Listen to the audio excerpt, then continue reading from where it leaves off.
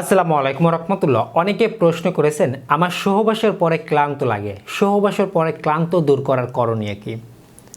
আজকে খুবই সংক্ষিপ্তভাবে দুটি খাবার নিয়ে আলোচনা করব, যে দুটি খাবার সহবাসের পরে আপনি খেতে পারলে শুধু সেই সময় ক্লান্ত দূর হবে এমন নয়, পরবর্তী দিন আবার সহবাস করার এনার্জি খুঁজে পাবেন এবং পরবর্তী দিন আপনার স্বাভাবিক দিনের কাজেও ভালো মন বসবে, কোনো রকমের দুর্বলতা ফিল হবে না। অনেকে সহবাসের পরে ক্লান্ত লাগে, দুর্বল লাগে, ভালো লাগে না, এরপরে আবার দেখা যাচ্ছে যে পরের দিন কাজে মন বসে না। সে সকল ব্যক্তিদের আজকে দুটি খাবার দুর্দান্তভাবে কাজ করবে, পাশাপাশি যৌন শক্তি বৃদ্ধি করতেও ভালো কাজ করবে এই দুটি খাবার। দীর্ঘকাল বা প্রাচীন কাল থেকে আয়ুর্বেদীয় শাস্ত্রে এই দুটি খাবারের জুড়ি অনেক ভালোই বর্তমান গবেষণায় প্রমাণিত। চলুন আমাদের মূল আলোচনায় ফিরে যাওয়া যাক। প্রথমেই বলতে চাই, আমার প্রত্যেকটি ভিডিও মেডিকেল থেকে তুলে ধরা হয়, অবশ্যই শিক্ষণ হিসেবে দেখবেন। অনেকে সহবাসের কিছু নিয়ম রয়েছে এইটা জানে না, অনেকে এটা জানে না যে সহবাস আমাদের স্বাস্থ্যের জন্য উপকারিতা রয়েছে যদি কিছু নিয়ম মেনে সেটা করা হয়। অনেকে ভেবে থাকেন সহবাস করতে হবে তাই করি, বিষয়টা একদমই এমন নয়। আপনি সারা দিন কায়িক পরিশ্রম করেছেন, বাসায় এসেছেন, কোনো রকমের ফ্রেশ হননি বা কোনো খাবার খাননি, আপনি ওই কষ্ট অবস্থায় সহবাস শুরু করে দিলেন, এতে আরও আপনার জন্য ক্লান্তটা বেশি হবে। হালকা পাতলা কিছু অন্তত খেয়ে নিতে হবে। আবার অনেকে রয়েছেন সহবাসের আগে বা পূর্বে ভরপুর খাবার খেয়ে নেয়। ভরপুর খাবার খাওয়া এবং একদমই কিছু না খাওয়া দুটাই সহবাসের জন্য ভালো না। অল্প কিছু খেয়ে নিতে হবে। পাশাপাশি আপনারা অনেকে মানসিকভাবে অতিরিক্ত ব্যস্ত থাকেন, কী নিয়ে ব্যস্ত আছেন এটা অনেকে জানেন না, কিন্তু ব্যস্ত আছেন।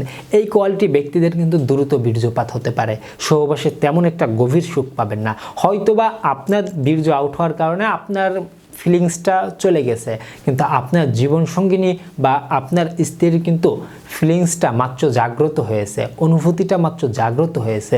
এখন তাকে ঠান্ডা করার দায়িত্ব কিন্তু আপনারই, কিন্তু আপনার বীর্য আউট হয়ে যাওয়ার কারণে আপনি সরে গেলেন। এই মেয়েটার করণীয় কি? আসলে এখানে একজন মেয়ে ভুক্তভোগী হয়ে থাকে, সুতরাং অবশ্যই একজন মেয়ের পায়ের পাত থেকে মাথা পর্যন্ত বা কপাল পর্যন্ত সব জায়গায় আপনি আদর করতে পারেন, সব জায়গায় আপনি বিভিন্নভাবে আদর করবেন। এতে করে অনেকটা দেখা যাচ্ছে মেয়েদের অর্গাজম 60-70% ক্লোজ হয়ে আসে। বাকিটা কিছু সময় সহবাস করলে একজন মেয়ে কিন্তু পরিপূর্ণ সুখ পায়। আমরা শুধুমাত্র পুরুষ ভাইয়েরা নিজেদের সুখের চিন্তা করব না, একজন মেয়েরও যে সুখের প্রয়োজন রয়েছে এটা মাথায় রাখতে হবে। শুধু আপনি সহবাসে সুখ নিলেন, আপনার বউকে সুখ দিলেন না, এই চিন্তাটা করবেন না, তারও কিন্তু সুখের প্রয়োজন রয়েছে, এদিকে একটু লক্ষ্য করতে হবে। দৈনন্দিন খাবারে এমন খাবারগুলো বেছে নিতে হবে যে খাবারগুলো আপনার শরীরের ঘাটতি পূরণ করতে পারে। এজন্য অবশ্যই মাছ, মাংস, ডিম, দুধ, বীজ জাতীয় খাবার, সবুজ শাকসবজি, এগুলো আপনাকে বেছে নিতে হবে। অ্যাভয়েড করতে হবে অবশ্যই দীর্ঘদিনের যে প্রসেস ফুডগুলো থাকে, এরপরে আপনার ফাস্টফুড, জাঙ্ক ফুড, তেলে ভাজা খাবার, মশলাযুক্ত খাবার, এগুলোকে কিন্তু একটু এড়িয়ে চলতে হবে। অবশ্যই স্বামী স্ত্রীর মধ্যে মহব্বত বা ভালোবাসা থাকতে হবে। মহব্বত বা ভালোবাসা না থাকলে কখনোই আপনারা তেমন একটা সুখ ফিল করতে পারবেন না, কারণ সহবাসের ব্যাপারটা একটু কম বেশি হতে পারে। অনেক সময় স্বামী কম পড়তে পারে, অনেক সময় স্ত্রী কম পড়তে পারে, অনেক সময় দুজনেই কম পড়তে পারে। মহব্বত থাকলে জিনিসটা অ্যাডজাস্ট করে নেওয়া যায়। এই জিনিসগুলো কিন্তু আমাদের দৈনন্দিন জীবনে বা বর্তমান সময়ে কিন্তু আমরা অনেকেই বুঝি না। আমরা পুরুষ ভাইরা অনেকেই রয়েছি, বউকে বিয়ে করে নিয়ে এসেছি, এখন আমার যেটা পূরণের প্রয়োজন আমি সেটা পূরণ করে নিব, তার কি প্রয়োজন না প্রয়োজন এটা আমরা লক্ষ্য করি না। এই ভুলগুলো কিন্তু করা যাবে না। আজকে যে খাবারটি নিয়ে আমি আলোচনা করব, এই খাবারটি প্রাচীন কাল থেকে, নাম শুনলে আপনারাও বলবেন হ্যাঁ এতে তো উপকারিতা আছে, কিন্তু উপকারিতা থাকা সত্ত্বেও কি আপনি ম্যানেজ করে খাচ্ছেন না। আপনি হয়তোবা বলতে পারেন এগুলা খেতে টাকার প্রয়োজন রয়েছে। আপনি দিনে এমন কিছু জায়গায় এমন কিছু টাকা ভাঙেন যেগুলো না ভাঙলেও কিন্তু চলে, এরপরও কিন্তু আপনি ভেঙে থাকেন, বা অখাদ্য বা কুখাদ্য খাওয়ার জন্য কিন্তু অনেক টাকা ভেঙে থাকেন। তাই আমি আপনাদের বলবো স্বল্প দামে এগুলো পাওয়া যায়। আপনারা শুধু মন থেকে যদি নিয়ত করেন যে হ্যাঁ আমি এই খাবারগুলো খাবো, তাহলে দেখবেন ভালো একটা পজিটিভ রেজাল্ট পেয়ে যাবেন। সেটা হচ্ছে শুধুমাত্র সহবাসের পরেই যে আপনি খেতে পারবেন এমন না, আপনি দিনের অন্য টাইম বা আগেও আপনি খেতে পারেন। সেটা হচ্ছে আমি আপনাদের 4টি খেজুর খেতে বলবো। বাজারে যে খেজুর আপনি ম্যানেজ করতে পারেন সেই খেজুরই আপনি খাবেন। 4টি খেজুর, 1 গ্লাস গরুর দুধ। আমি আবার বলছি 4টি খেজুর, 1 গ্লাস গরুর দুধ।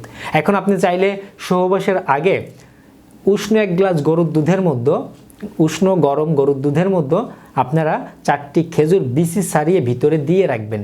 সহবাসের পরে যায় সেইটা আপনি খেয়ে নেবেন। এভাবেও আপনি খেতে পারেন, যে কোনো পদ্ধতিতে আপনি খেতে পারেন। আগেও খেতে পারেন, দিনেও খেতে পারেন, সকালেও খেতে পারেন, রাতেও খেতে পারেন, কিন্তু আপনার সহবাসের পরে খেলেও ভালো একটা রেজাল্ট পেয়ে যাবেন।